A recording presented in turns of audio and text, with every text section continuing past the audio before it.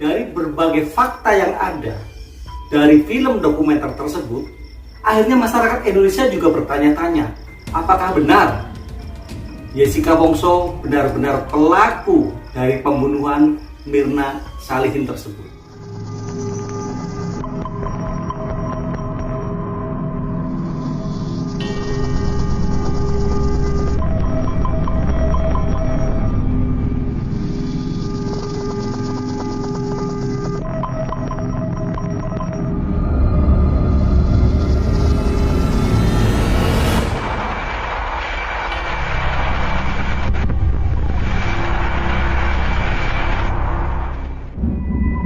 Selamat malam sahabat kalam, jumpa lagi dengan kami di sini.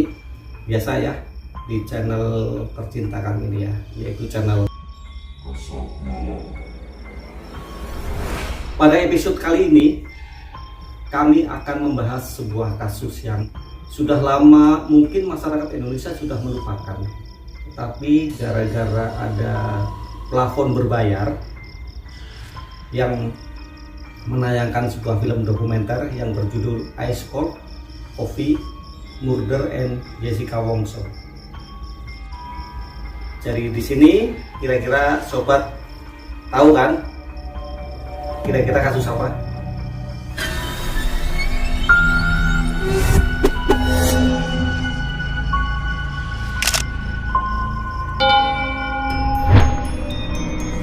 Pada tahun 2016 kita digemparkan oleh sebuah peristiwa yang cukup menggemparkan masyarakat Indonesia sebenarnya, cukup mengagetkan gitu ya, yaitu tentang ada sebuah kasus yang cukup aneh di telinga masyarakat Indonesia, yaitu tentang kopi sianida. Jadi kasus yang terjadi saat itu adalah tentang pembunuhan seorang wanita muda yang bernama Mirna Salihin. Dan hasil sidang semuanya itu menjadikan satu terdakwa yang divonis 20 tahun, yaitu Jessica Wongso.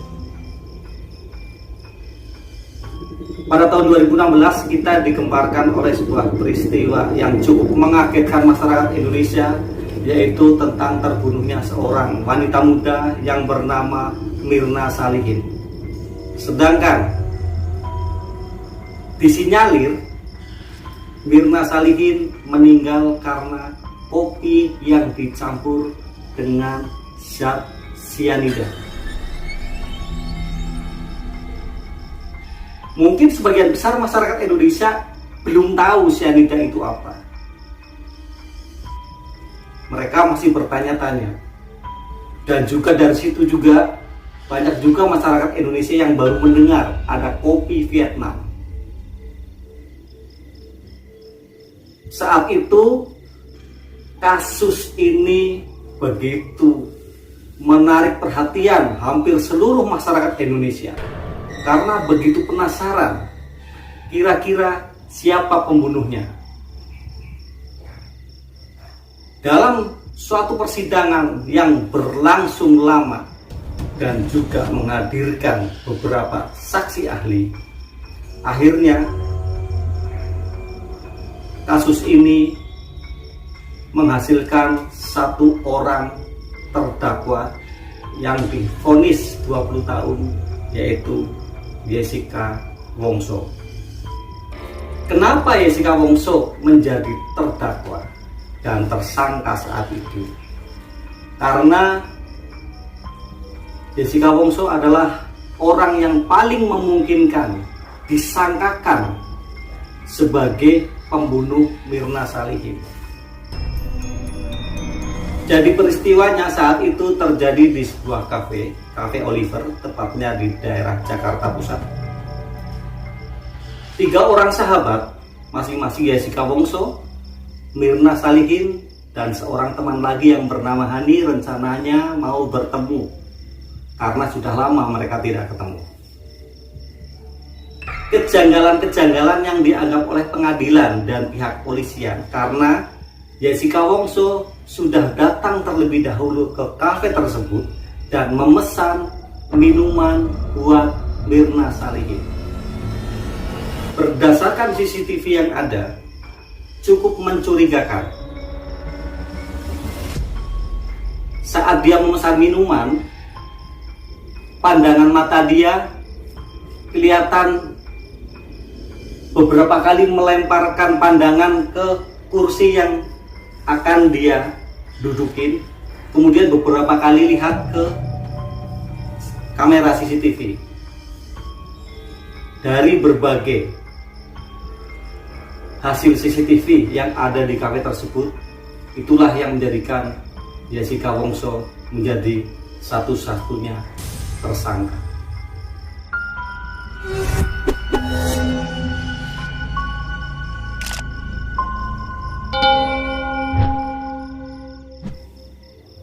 Setelah sidang yang panjang, akhirnya Jessica Wongso ditetapkan sebagai tersangka pembunuhan Mirna Salihin dan divonis 20 tahun penjara.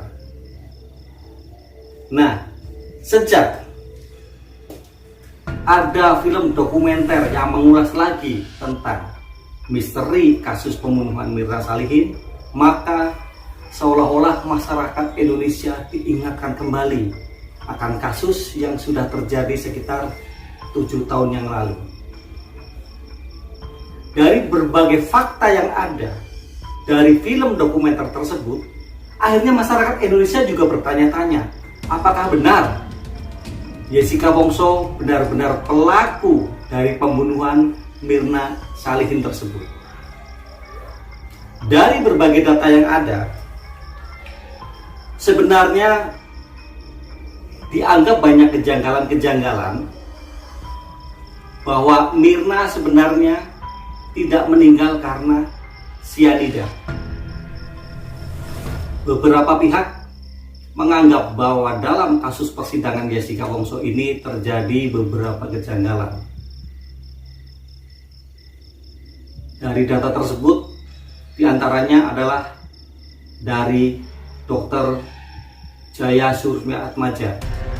Beliau ini seorang ahli forensik, kemudian ahli DNA Indonesia yang pertama, dan beliau menjadi tim saksi ahli saat itu dan juga melakukan forensik.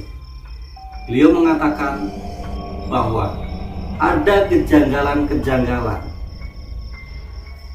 dan disinyalir bahwa Mirna Salihin meninggal bukan karena sianida. Kenapa Dr. Jaya mengatakan bahwa Mirna Salihin meninggal bukan karena sianida?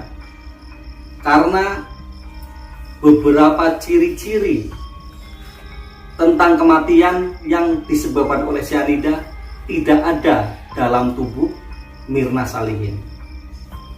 Kejanggalan yang pertama adalah apabila seorang keracunan sianida, maka wajahnya akan merah terang.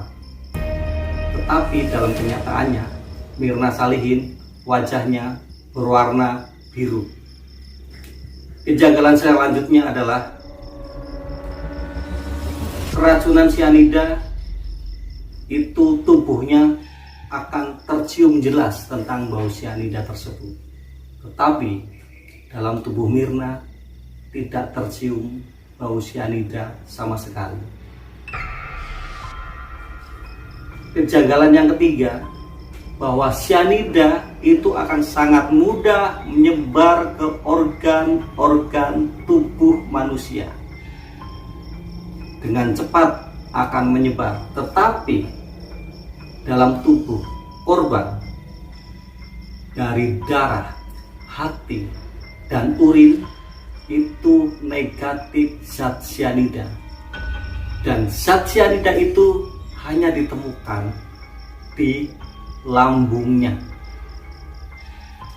Dari berbagai kejanggalan di atas, Dr. Jaya mengatakan dengan yakin bahwa kematian Mirna Salihin bukan karena keracunan sianida. Kenapa beliau begitu yakin? Karena beliau sudah belajar mempelajari tentang sianida selama 30 tahun. Jessica Wongso juga diadvokasi oleh pengacara senior Oto Hasibuan. dalam pengalamannya berpuluh-puluh tahun menangani berbagai kasus, dari kejanggalan-kejanggalan yang ada serta data yang dikumpulkan oleh lawyer Otto Hasibuan, maka beliau juga yakin bahwa kematian Mirna Salihin bukan karena cyanida dan Jessica Wongso adalah bukan pembunuhnya. Maka dari itu beliau berharap, dan juga sebagian besar masyarakat Indonesia juga berharap, ingin kalau kasus ini dibuka lagi. Siapa tahu ada tersangka lain yang menjadikan Mirna Salihin terbunuh pada waktu 2016 lalu.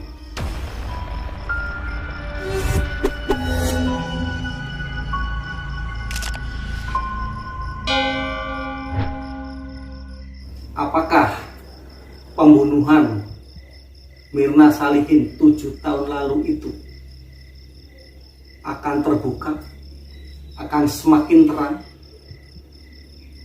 atau tetap misteri, tetap rahasia, dan tetap tak kasat mata?